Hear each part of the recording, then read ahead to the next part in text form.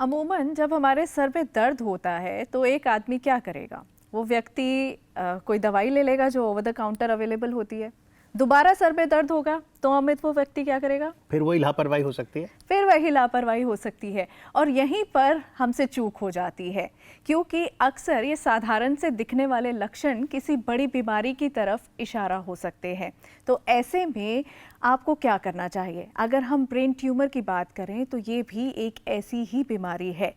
तो आज हम ब्रेन ट्यूमर के प्रति अपनी सतर्कता और जागरूकता को बढ़ाएंगे हेलो डॉक्टर सेगमेंट में, जिसमें हमारी मदद करेंगे विशेषज्ञ।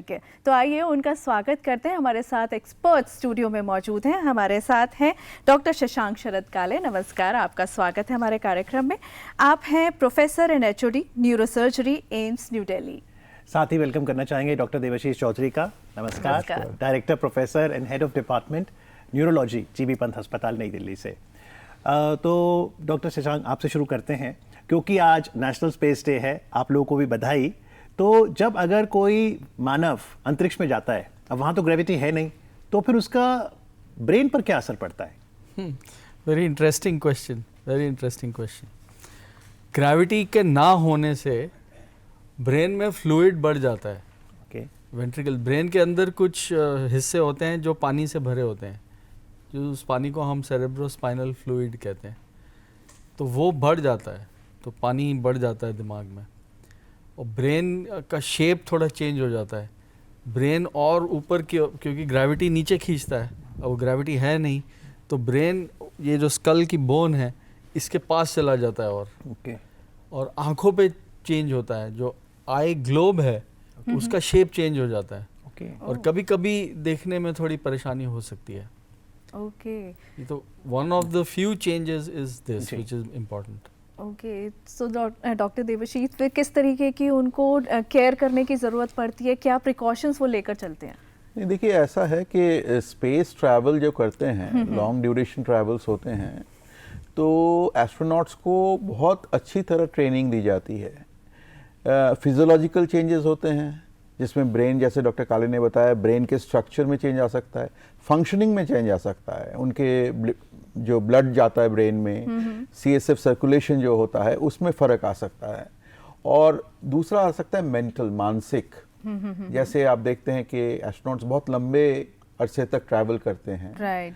और कुछ हादसा भी हो सकता है। जैसे अभी आप जानते हैं कि हमारी सुनीता विलियम्स अभी अटकी हुई हैं स्पेस में, तो उनको उससे मानसिक दबाव भी होता है। तो ये पूरा ट्रेनिंग एक होता है इनका बहुत एक्सटेंसिव, जिससे इससे उभरने की तरीके बताए जाते हैं, टैकल करने के तरीके बताए जाते हैं। तो ये एक अपने आप में एक स्पेशलाइज्ड फील्ड है, अपना एक अलग टाइप का ज्ञान है जो कि स्पेशलिस्ट देते हैं उनको और उस तरह ट्रेन करते हैं। यानी स्पेस मेडिसिन अपने आप में एक स्पेशलाइज्ड फील्ड है। तो हम डॉक्टर्स को भी धन्यवाद देते हैं और एस्ट्रोनॉट्स को भी, जो इतनी ट्रेनिंग करके मानवता के लिए कार्य करते हैं। लेकिन आज का विषय ब्रेन ट्यूमर है, तो डॉक्टर देवाशीष, मैं आपसे ही जानना चाहूँगा, कैसे सरलता से समझें ब्रेन ट्यूमर क्या है?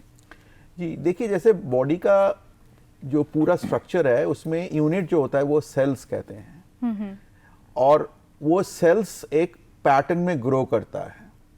जब ये ग्रोथ पैटर्न एबनॉर्मल हो जाता है तो हम उसको कहते हैं कि वो बढ़ गया, यानी कि ट्यूमर बन गया। तो ये बढ़ने की जो कारण होते हैं और जो गति होती है उसमें फर्क है। कुछ हम कहते हैं बिनाइन, मतलब थोड़े से होते हैं, ज़्यादा जल्दी नहीं बढ़ते हैं और काफ़ी सालों तक चलते रहते हैं विदाउट एनी प्रॉब्लम। बट कुछ होते हैं जो मैलिग्नेंट कहते हैं, जिसको कैंसर कहा जाता है, जिसमें ग्रोथ पैटर्न बहुत फास्ट होता है, सेल्स बहुत ज़्यादा फास्ट डिवाइड करते हैं, वो बढ़ता रहता है और सूजन करता है अपने आसपास, क्योंकि वो प्रेशर देता है। अब ब्रेन जब देखेंगे तो स्कल के अंदर अटका हुआ है, बाहर हमारी खोपड़ी है, खोपड़ी के अंदर एक लेयर्स है जिसको ड्यूरा कहते हैं, उसके अंदर ब्रेन है। तो ब्रेन में अगर इस तरह की सेल्स की नंबर बढ़ते रहें, ब्रेन ट्यूमर होता रहा, तो बहुत ज्यादा दबाव बन जाता है और उसके वजह से लक्षण आते हैं और उसके वजह से मरीज। डॉक्टर साहब, हम आपसे लक्षण भी पूछेंगे और सर्जरी की कब आवश्यकता पड़ती है। यदि आप भी इस विषय पर कोई सवाल करना चाहें तो हमारे स्टूडियो का नंबर नोट कर लें। नंबर है 011-2309-7532। 011 is our code and number is 23097532। Doctor काले, यहाँ पर ये चीज़ जानना बेहद ज़रूरी है कि जब हम ब्रेन ट्यूमर को देखते हैं तो भारत में केसेस बढ़ रहे हैं, भारत में क्या पूरे विश्व में ही तेज़ी से बढ़ रहे हैं, तो क्या वजह है? क्या ये लाइफस्टाइल ही रीज़न है या कुछ और है? दो चीज़ें हैं। एक, क्योंकि हमारी टेक्नोलॉजी बढ़ी है, हेल्थ सर्विसेज ज़्यादा अच्छी हुई हैं, तो हमें ज़्यादा पता चल रहा है। ओके। एक कारण तो ये है। दूसरा कारण है हमारी आबादी बढ़ रही है। तो हो सकता है परसेंटेज उतना ही हो, लेकिन 100 लोगों में था, अब 200 लोगों में दिख रहा है, तो नंबर बढ़ गया। तो ऐसा लगता है जैसे बढ़ गया है। तीसरा, थोड़ा सा गैप है हमारे हेल्थ सेटअप में और आबादी में। ओके। तो उस गैप की वजह से भी ऐसा महसूस होता है कि अस्पतालों में भीड़ बढ़ गई है, तो ज़्यादा लोग बीमार पड़ रहे हैं, पर हो सकता है ऐसा ना हो। इन सब कारणों की वजह से हमें ऐसा लगता है। और कहाँ शक कहाँ है आपको, कारण क्या हो सकता है?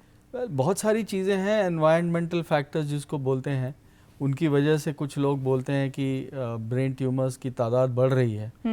फॉर एग्जांपल, बीच में बहुत हुआ था कि जो हम मोबाइल यूज़ करते हैं जी, और कान से हम हमेशा लगाए रखते हैं स्पीकर, ओके, या ईयरफोन्स यूज़ करते हैं, हेडफोन्स यूज़ करते हैं, तो बहुत सारे लोग का ये कहना था कि उसकी वजह से एक किस्म का ब्रेन ट्यूमर हो जाता है। तो उसके ऊपर भी काफ़ी स्टडीज़ हुई, लेकिन कोई सबूत जिसको बोलते हैं, ठोस सबूत नहीं मिला है अभी तक। लेकिन अगर शक भी है तो हमारी तो विनती रहेगी कि बैलेंस्ड यूज़ करिए गैजेट्स का, और ज़्यादा ये जो ईयरफोन लगाते हैं ना हम लोग, ये परंपरा नहीं चलनी चाहिए। रिसेंटली हमने बहुत सारे केसेस ऐसे सुने हैं। एक कॉलर है इस समय, डॉक्टर देवाशीष, अशोक जी हैं दिल्ली से। हेलो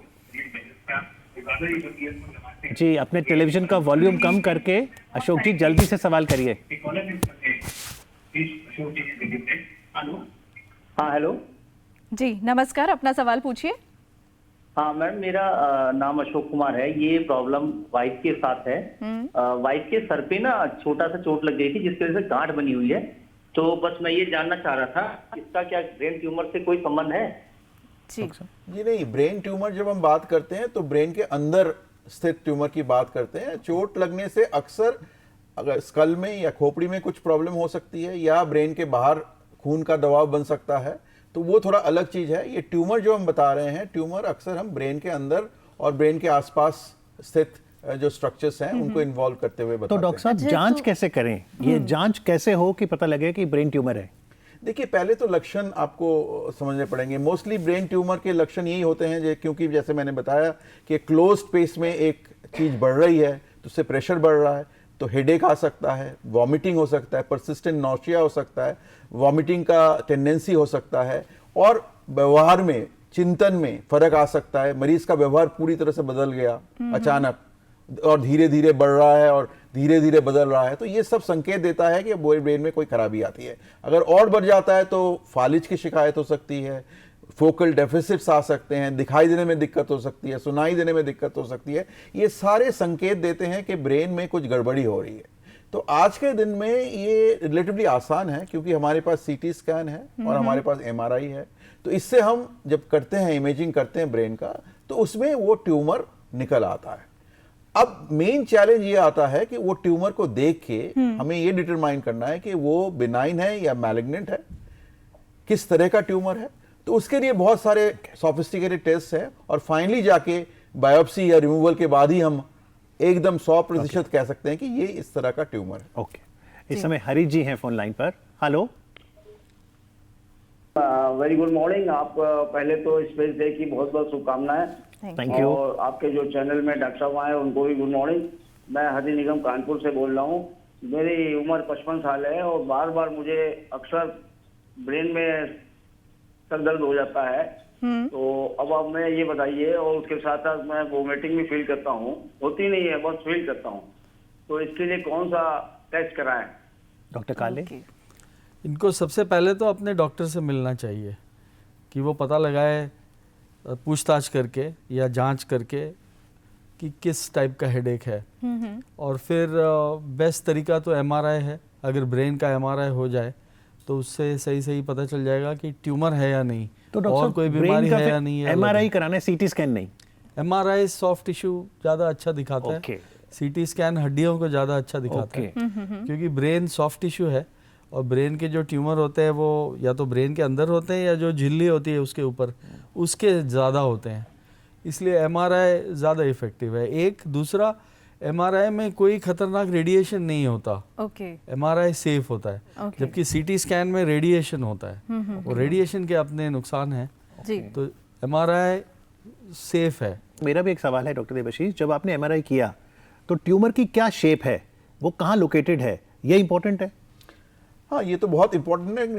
इससे पहले वाला जो क्वेश्चन था उसमें एक इंपॉर्टेंट चीज आपको बता दूं कि जो हेडेक्स होते हैं ना, हेडेक्स दो तरह के होते हैं, एक कहते हैं प्राइमरी हेडेक्स और secondary headache. Okay brain tumour के लिए जो हेडेक होता है सेकेंडरी हेडेक होता है। अच्छा। लेकिन अक्सर लोगों को प्राइमरी हेडेक है। इनको जो जिन्होंने प्रश्न पूछा तो मोस्ट प्रोबेबली प्राइमरी हेडेक इनको बार बार हो रहा है, माइग्रेन टाइप का लग रहा है, तो इसीलिए इनको डॉक्टर के पास जरूर जाना चाहिए। ओके। और अक्सर ये देखा गया है कि इस तरह के बीमारी में माइग्रेन बहुत कॉमन होता तो है। समझे कैसे सेकेंडरी है कि नहीं, प्राइमरी उसके लिए है? हम कुछ रेड फ्लैग्स कहते हैं, कुछ ऐसे सिम्टम्स होते हैं जो कि हमें बताते हैं कि ये सेकेंडरी हैं, तो वो डॉक्टर ही बता सकता है, वो देख के, या कोई न्यूरोलॉजिकल डेफिसिट्स आ गया, कोई दिक्कत आ गई, तो वो डॉक्टर बता सकता है और डिटरमाइन कर सकता है कि इसको एमआरआई की जरूरत है या नहीं है। तो डॉक्टर साहब फिर मैं सवाल आपसे पूछता हूँ, बतौर सर्जन आप बताइए, जब आप एमआरआई करते हैं तो शेप क्या है और कहाँ लोकेटेड है, ये इंपॉर्टेंट है? बिल्कुल, बहुत ज़्यादा, क्योंकि दिमाग में बहुत सारे हिस्से ऐसे हैं जो कुछ कुछ चीज़ों को कंट्रोल करते हैं।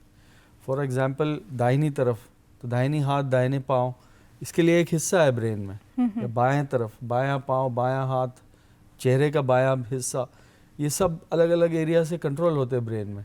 तो वो ट्यूमर कहाँ है ये बहुत ज़्यादा ज़रूरी है जानना, क्योंकि एक वो ट्यूमर के दबाव की वजह से उस हिस्से के फंक्शनिंग में फ़र्क आ सकता है, दूसरा ऑपरेशन के वक्त उस हिस्से को खतरा हो सकता है। ओके इसलिए ये जानना बेहद ज़रूरी है कि ये ट्यूमर कहाँ है और वो क्या असर कर रहा है। जी डॉक्टर देवाशीष, हमारे कॉलर ने अभी हेड इंजरी की बात की थी, तो मेरा भी यहाँ पर एक सवाल होता है, क्योंकि बचपन में मेरे भी सर पे चोट लगी थी और मुझे अभी तक वहाँ पर मुझे स्किन थोड़ी उभरी हुई महसूस होती है और कई बार मुझे लगता है कि कहीं कुछ दिक्कत तो नहीं है। तो ये बहुत लोगों से मैंने जाना कि ये उभरी हुई स्किन हो जाती है, किसी को लगता है कि कुछ उसमें है, तो कैसे पता लगा है, क्या कोई टेस्ट कराना चाहिए? जैसे मैंने बताया, ब्रेन ट्यूमर जब हम बात कर रहे हैं तो अंदर की बात कर रहे हैं, ये बाहर है, स्कल में है, ओके खोपड़ी में है, तो ये जनरली पोस्ट ट्रॉमा के बाद, चोट लगने के बाद वहां पर थोड़ा सा इफ्यूजन होता है या थोड़ा सा ब्लीड हो जाता है और वो फिर जम के थोड़ा सा उभरी हुई चीज ओके रहती है। और काफी लोगों को एक होता है पोस्ट ट्रॉमेटिक हेडेक कहते हैं, जिसमें उस जगह में सरदर्द काफी दिनों तक रह सकता है। तो ये कॉमन चीज है, लेकिन इसमें ज्यादा चिंता की बात नहीं है। जो हम ब्रेन ट्यूमर की बात कर रहे हैं ये थोड़ा गंभीर विषय है, क्योंकि इसमें आपका, जैसे मैंने बताया, बिनाइन भी हो सकता है, मैलिग्नेंट भी हो सकता तो है। डॉक्टर साहब, आप क्योंकि न्यूरोलॉजिस्ट हैं, इससे पहले कि हम सर्जन के पास जाएं, क्या आप दवाइयों से ठीक कर सकते हैं? जी, तो ऐसा है कि ब्रेन ट्यूमर का मतलब ये नहीं कि सबको इलाज की जरूरत है। कुछ, जैसे मैंने बताया, कुछ बिनाइन ट्यूमर्स हैं जो कि सालों साल वैसे ही रहते हैं, उसमें कुछ प्रॉब्लम नहीं होता है, उनको ज्यादा दिक्कत भी नहीं होती है। उनको इनफैक्ट काफी समय हेडेक जो होता है वो ब्रेन ट्यूमर के लिए नहीं, लेकिन माइग्रेन के लिए हेडेक होता है। तो वो इंसिडेंटल फाइंडिंग है, आपने करा लिया और निकल आया। लेकिन ये जरूर है कि आज के दिन में जो ट्रीटमेंट है, ट्रीटमेंट में इट्स मल्टी मोडल। हम कहते हैं बहुत सारे तरीके हैं, उसमें मेडिकल ट्रीटमेंट है, रेडियोथेरेपी है, सर्जरी है। तो इसीलिए इस सब का एक टीम बैठती है और टीम डिसाइड करती है कि इस मरीज के लिए क्या सबसे तो दवाई क्या ट्यूमर पिघला देती है? नहीं, हाँ, तो कीमोथेरेपिक जो एजेंट है, एंटी कैंसर जो ड्रग्स हैं, उसमें वो जाती हैं और जाके वो ट्यूमर को, जो स्पेसिफिक वो जो ट्यूमर है उसको अफेक्ट करती है। इसमें आजकल का जो शोध कार्य हुआ है उसमें ये काफी जेनेटिक फैक्टर्स, जेनेटिक मैकेनिज्म्स आए हैं जो ट्यूमर में काम करते हैं, जीन्स चेंज हो जाते हैं और जीन्स के इसके वजह से उस सेल्स में बनावटी जो दिक्कतें आती हैं, तो उसके अगेंस्ट में भी ड्रग्स बन रहे हैं। तो इसीलिए ये एक कॉम्बिनेशन थेरेपी है, यूजुअली हम करते हैं कि, लेकिन अगर ट्यूमर ज्यादा है, बड़ा है और प्रेशर दे रहा है, तो फिर सर्जन के पास जाना ही पड़ेगा। आप क्या करते हैं, पूरा हटा देते हैं ट्यूमर? कोशिश तो यही होती है कि जितना ज़्यादा हो सके हटाएं, मरीज़ के और गंभीर हालत में और ख़तरा ना पैदा करते हुए जितना ज़्यादा हम हटा सकते हैं वो हटाते हैं। और अगर जैसे इन्होंने कहा बिनाइन ट्यूमर है, तो वो ब्रेन का जो सब्सटेंस है, सेल्स हैं, उसके बाहर होता है, या तो झिल्ली में होता है या किसी और स्ट्रक्चर में होता है, तो उसको हम ज़्यादा सेफली हटा सकते हैं, क्योंकि एग्जैक्टली ब्रेन के सेल्स में नहीं होता ट्यूमर। लेकिन अगर ब्रेन के सेल्स का ट्यूमर है, ग्लायोमा जिसको बोलते हैं, या ब्रेन कैंसर जिसको बोलते हैं, तो उसको हटाने में ज़्यादा दिक्कत आती है, क्योंकि आसपास जो नॉर्मल ब्रेन है उससे ट्यूमर का जो इंटरफेस है, या जहाँ पे वो ट्यूमर ख़त्म होता है और ब्रेन शुरू होता है, उसका पता लगाना बड़ा मुश्किल है, ऑपरेशन इवन माइक्रोस्कोप से लेकर भी बड़ा मुश्किल है। तो इसीलिए कभी कभी थोड़ा कंजर्वेटिव होना पड़ता है जी। और ट्यूमर को छोड़ना पड़ता है। जी। तो मरीज अक्सर ऐसा सोचते हैं कि डॉक्टर साहब पूरा नहीं निकाल पाए, तो उसकी भी वजह है कि इलाज बीमारी से ज़्यादा खतरनाक ना हो जाए। अगर आपने निकाल दिया और उसका फालिस हो गया, एक तरफ का नहीं चल रहा है, तो फिर ऐसे इलाज का तो कम फ़ायदा है कि जो मरीज़ को ज़्यादा नुकसान करे, इसलिए फिर ट्यूमर छोड़ना पड़ता है। फिर अगर छूट जाए तो फिर उसको बाकी के तरीके हैं, जैसे इन्होंने बताया कीमोथेरेपी है, रेडियोथेरेपी है, जीन थेरेपी है, डिपेंडिंग अपॉन किस किस्म का तो जो ट्यूमर निकाला जाता है डॉक्टर देवाशीष, उसको फिर स्टडी करते हैं? जी, उसको माइक्रोस्कोप के अंदर देखते हैं किस तरह का सेल्स है, उसका ग्रेडिंग होता है और ग्रेडिंग के हिसाब से ट्रीटमेंट निर्णय होता है। और मैं एक बात ये भी बता दूं कि आज के दिन में न्यूरोसर्जन्स और इनका टीम इतना ज़्यादा अहम काम कर रहे हैं और रेडियोलॉजी इतना ज़्यादा आ रहा है कि आज के दिन में हमें मालूम कर सकते हैं कि कौन सा हिस्से में कितना हम जा सकते हैं। सर्जन को मालूम हो सकता है कितना ट्रैक्ट्स जा रहे हैं, किसको बचा सकते हैं, किसको छोड़ सकते हैं, किस तरह का अप्रोच ले सकते हैं उसको वहां तक पहुंचने के लिए, सो दैट डैमेज मिनिमल से मिनिमल हो। इसलिए आज के दिन में सर्जरी काफी सेफ हो गया है, ब्रेन सर्जरी काफी सेफ हो गया है। राइट। तो डॉक्टर काले, चलते चलते कुछ टिप्स हेल्दी ब्रेन, ताकि ना तो सर्जन के पास आना पड़े ना डॉक्टर देवाशीष के पास आना पड़े। प्रिवेंशन। बिल्कुल, healthy life, avoid all kinds of radiation. जो भी रेडिएशन वाली चीजें हैं उनको अवॉइड करें, चाहे वो एक्सरे हो, बहुत ज़्यादा एक्सरे, बहुत ज़्यादा सीटी स्कैन, हर 6 महीने में आप सीटी स्कैन कर रहे हैं, तो रेडिएशन का भी असर होता है ब्रेन पे और सेल्स पे। Avoid using excessive mobile, earphones, because ये डाउटफुल चीज़ें हैं, अभी भी इसका पता नहीं है शायद। And a good diet. A good diet। और एक मैं बताऊं कि ये तो हमने अभी तक प्राइमरी ब्रेन ट्यूमर्स की बात करें, काफी समय दूसरे जगह से ब्रेन में मेटास्टेसिस जा सकता है, ट्यूमर ब्रेन में जा सकता है, और उसका एक मुख्य कारण है लंग कैंसर। और लंग कैंसर जो है, लंग कैंसर का मोस्ट कारण ये है स्मोकिंग। तो इसीलिए आपका लाइफस्टाइल में स्मोकिंग, अल्कोहल, ये सब वर्जित है। Strictly no. हाँ, अगर आप मतलब अल्कोहल फिर भी आप अगर मॉडरेशन में करें तो there are some health benefits, which is again controversial topic, but smoking तो strictly no. But keto diet, final comments. Keto diet, yes, it has, बड़े सारे लोगों ने बहुत सारा कुछ लिखा है और पढ़ा है इसके बारे में कि कीटोजेनिक डाइट जो होता है वो ब्रेन ट्यूमर को श्रिंक कर देता है। पर ये जो स्टडीज में ये देखा गया है कि कीटोजेनिक डाइट वाले मरीज, ब्रेन ट्यूमर जिनको है और उनको कीटोजेनिक डाइट पे रखा जाए, उनका लाइफ स्पैन ज़्यादा लंबा होता है, लेकिन पूरी तरह ठीक नहीं होता ट्यूमर, लेकिन लाइफ स्पैन थोड़ा सा जरूर ज़्यादा है। तो अभी भी शोध कार्य बाकी है इसमें। So good lifestyle, and I can add one more thing that both of them demonstrate: a nice friendship dates back to 45 years. 43 years. 43 years. Very nice. Always a pleasure speaking to both of you. Thank you very much, Dr. Devashish Chaudhary, Dr. Shashank Sharad Kale. Thank you. Namaste.